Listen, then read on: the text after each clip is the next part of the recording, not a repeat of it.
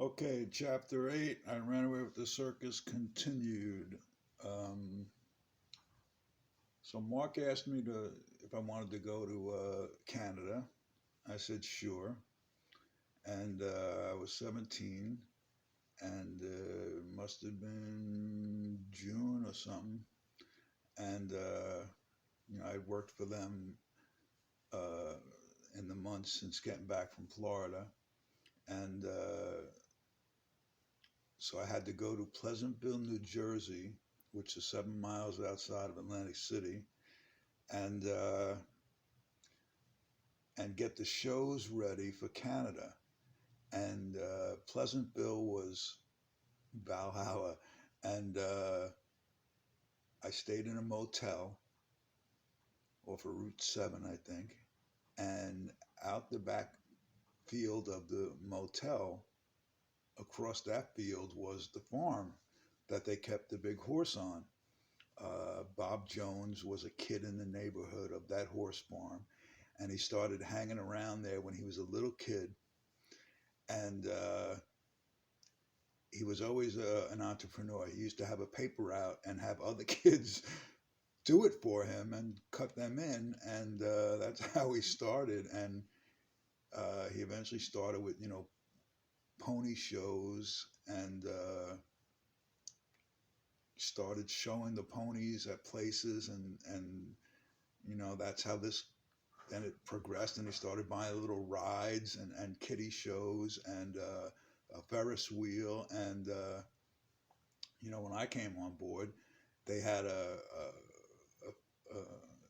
merry-go-round a merry-go-round, not a Ferris wheel, a merry-go-round in the middle of the Smith Haven Mall. They had the petting zoo, a merry-go-round. They had a fire truck ride called the Hampton Ride. They had another little ride, and they would take over the mall. And it was from 9:30 to 9:30, and I met this whole cast of the employees there, which were a bunch of characters. And I went back to Pleasantville and the horse farm and the motel, and I lived in. They had me a room in the motel. I was 17.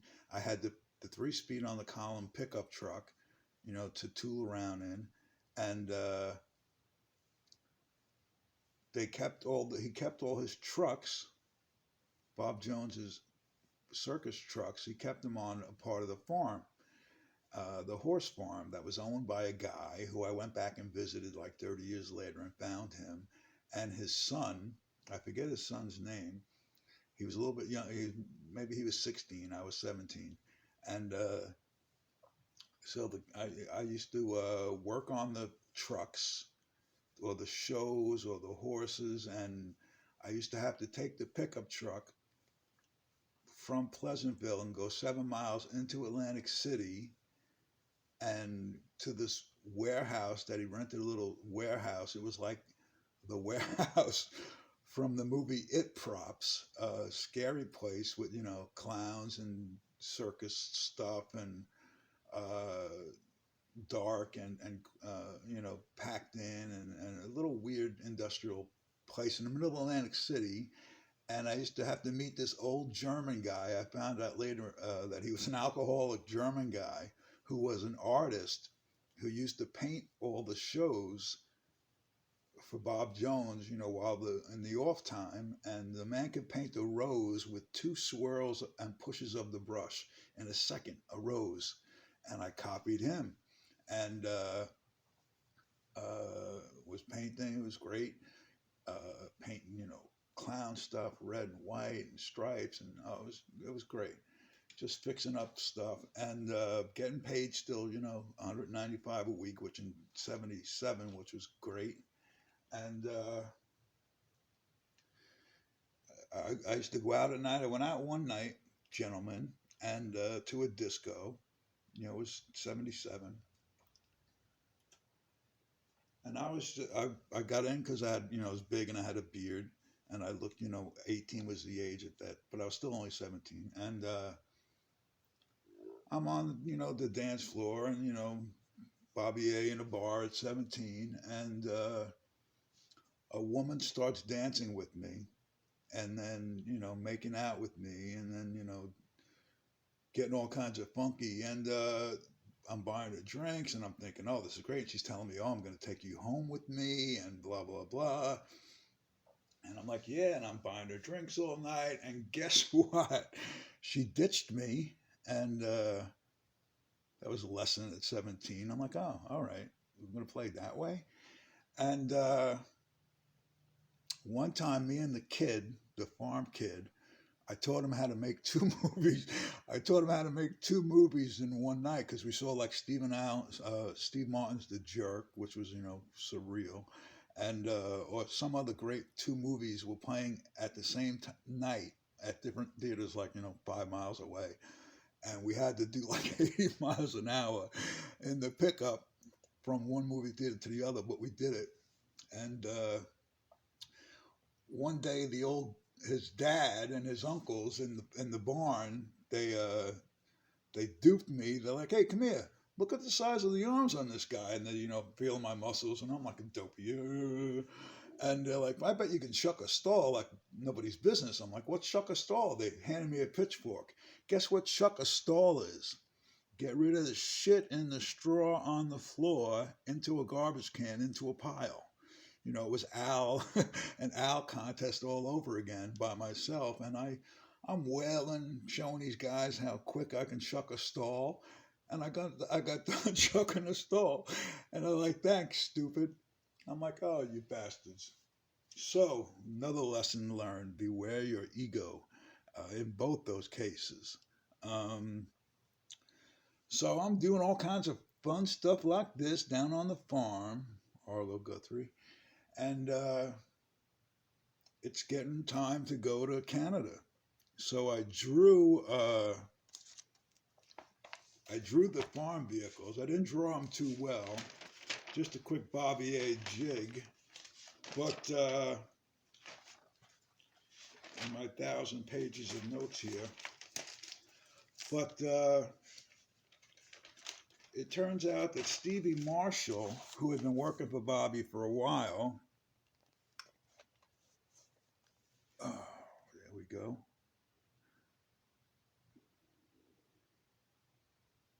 Oh, beautiful.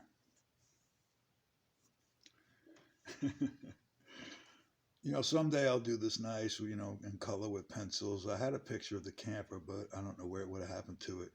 Uh, you see that camper straight ahead of 12 o'clock? It was a 30-foot camper that had a fifth wheel, see the diagram, on the back of it, that a 40-foot trailer, the prison show that Stevie had bought over the years, working for Bobby Jones. He got the entrepreneur bug, and he bought the prison show, and it was the cheapest assest rip-off of a prison show for 50 cents.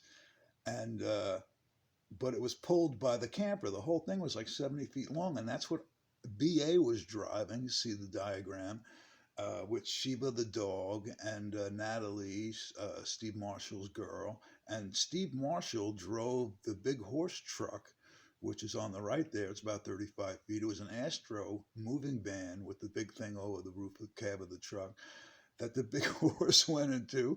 Believe it or not, that ramp on the side of the horse came down. It weighed like 200 pounds. Stevie Marshall said I was the only one he ever saw that could lift it up and put it back by myself. There was quite a trick to it. But he and I would let that thing down, and the horse would come down. And behind the horse in that big horse truck was the portable barn. The truck was a little bit longer than that. The proportions aren't really correct, but that's where the big horse show went. And you'd pull up to the state fair, and you'd find your spot, and you'd empty the barn first, the portable barn, and you'd set it up, as you can see in the other picture where I was sitting at the ticket booth with the orange thing behind me. Those were all portable walls that you set up with ladders and, doohickeys and whatnot.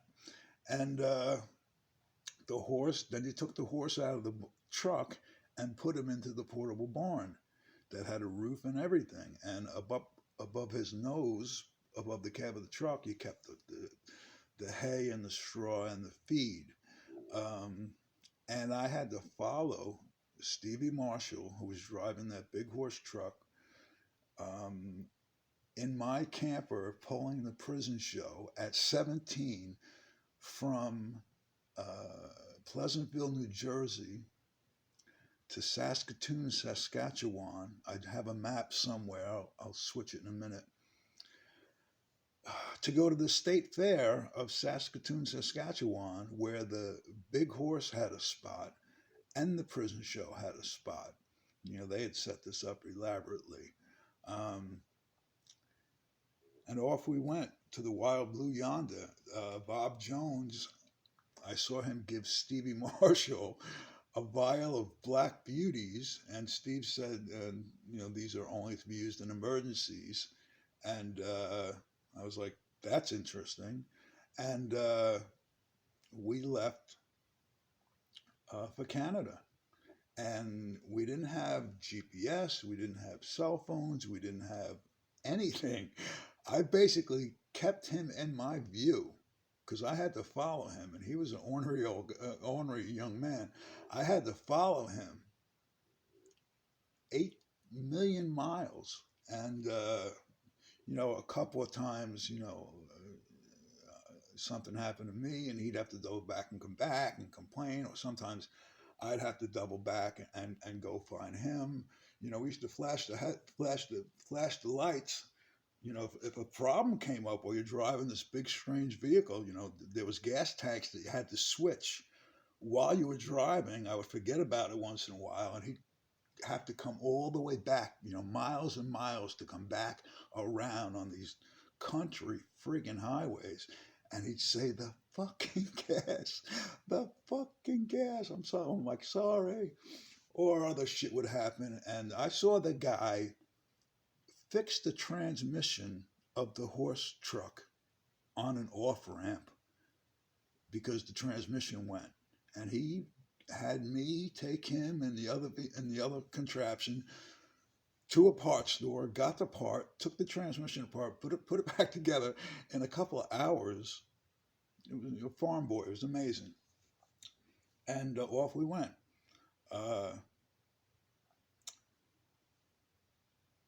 So life on the road as a 17-year-old was pretty weird. I had hours and hours to think and to sing. I used to sing Country Roads Take Me Home over and over and over again for some reason. And we drove up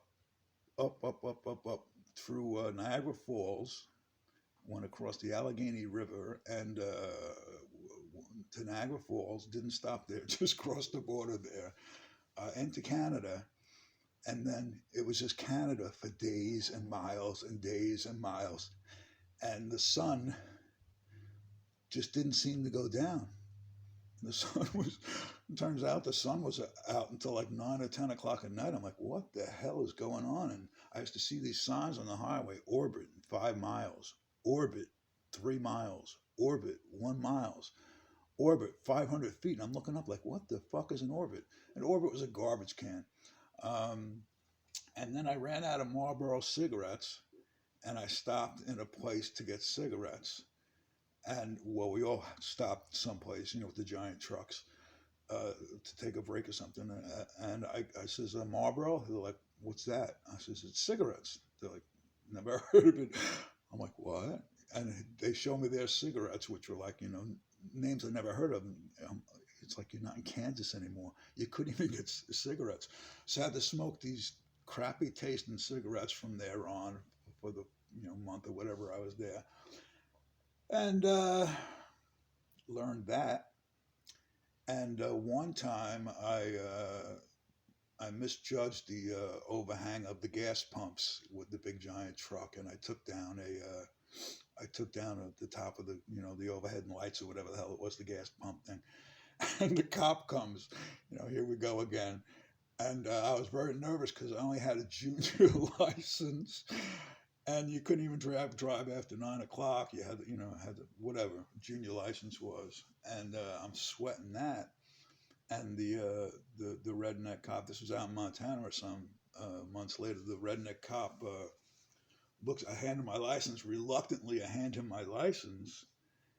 It wasn't commercial. It was just a junior license, and he looks at it. He's like, I'm like, oh shit. He's like, ah, so that's what a New York license looks like. I'm like, oh yeah.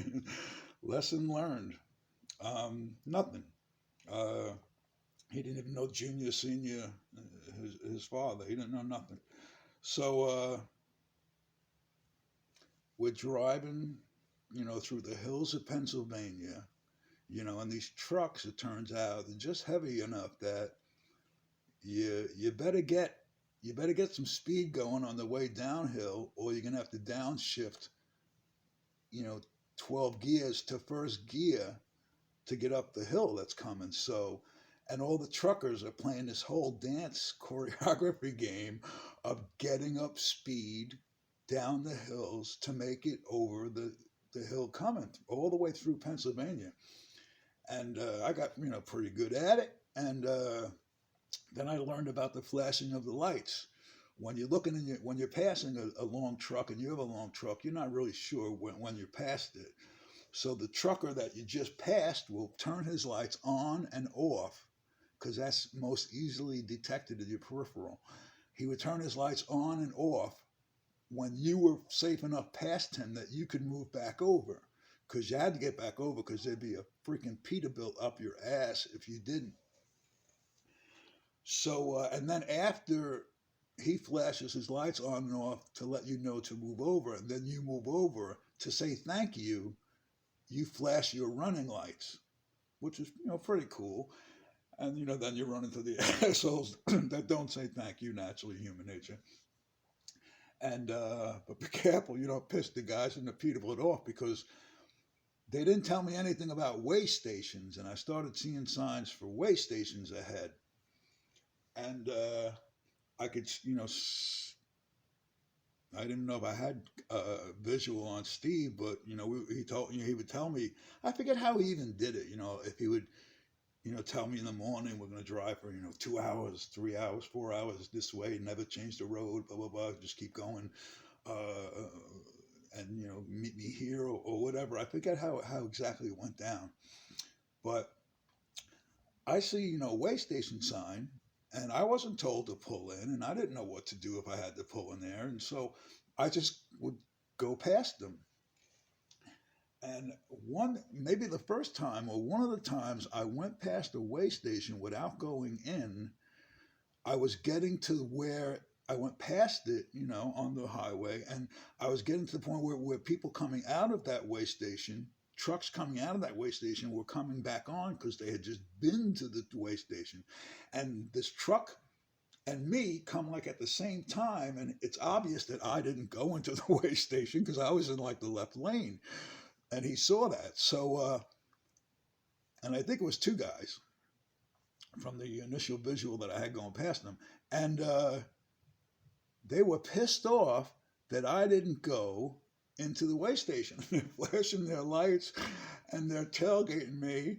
And, I did the Selden thing. I just hightailed it. And then it came down to who would catch who on the hills and the downs and ups of that, because, they'd almost catch me, on the downhill, but then I would beat them on the uphill. I saw that on Chitty Bang Bang one time. Chitty Bang Bang worked better downhill and eventually won the race. So it was the same thing with me. I worked better uphill because my truck had no weight to it. These guys had weight. And Steve actually said, yes, you were supposed to stop in the way stations, but tell them that you're empty. And then they kind of rush you through. But I didn't know this at this point. So I had these two crazy truckers trying to catch me. And it was, the you couldn't push the gas pedal to the floor any harder, constantly, just playing the hills. But they never caught me.